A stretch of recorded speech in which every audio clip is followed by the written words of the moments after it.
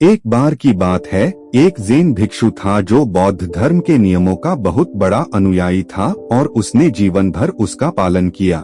एक दिन वह रात में नदी के किनारे टहल रहा था। अचानक उसका पैर किसी चीज पर पड़ गया। चूंकि वह नदी के किनारे था, इसलिए उसने एक चरचराहट की आवाज की। इसलिए उसने सोचा कि उसने एक अंडे देने वाले मेंढक पर पैर रख दिया है। चूंकि बौद्ध धर्म में किसी भी जीवित प्राणी का जीवन लेना निषिद्ध है, इसलिए इससे उसे बहुत दुख हुआ और उसे अंततः पछतावा होने लगा। उस रात जब वह सोने गया तो उसने सपना देखा कि सैकड़ों मेंढक उसके सपने में आए और उनके जीवन की मांग की। सुबह जब वह उठा तो वह बहुत परेशान था।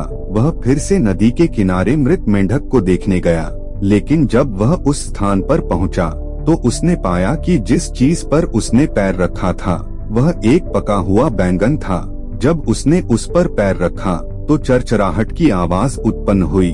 उस क्षण उसका पछतावा की भावना अचानक गायब हो गई और वह अंततः जान गया कि ज़ेन का अभ्यास कैसे किया जाता है। यदि हम अपने जीवन में देखें तो हम पाएंगे कि हमारे विचार बहुत शक्तिशाली हैं। हम जो सोचते हैं वही हम महसूस करना शुरू कर देते हैं। यदि आप अपने बारे में बुरा सोचते हैं तो आप वास्तव में बुरे बनना शुरू कर देंगे, और यदि आप अपने बारे में अच्छा सोचते हैं तो आप अच्छे बनते चले जाएंगे। अपने विचारों से हम दुनिया बनाते हैं। हम जो कुछ भी हैं वह हमने जो सोचा है उसका परिणाम है। हम जैसा सोचते हैं वैसा ही दुनिया हमें दिखाई देने लगती है। यह पूरी दुनिया हमारी सोच का जाल है। उदाहरण के लिए कभी कभी कोई समस्या छोटी होती है, लेकिन हम अपनी सोच से उसे बड़ा बना देते हैं और फिर उस समस्या को हल करना हमारे लिए मुश्किल हो जाता है। और कभी कभी कोई समस्या बड़ी होती है,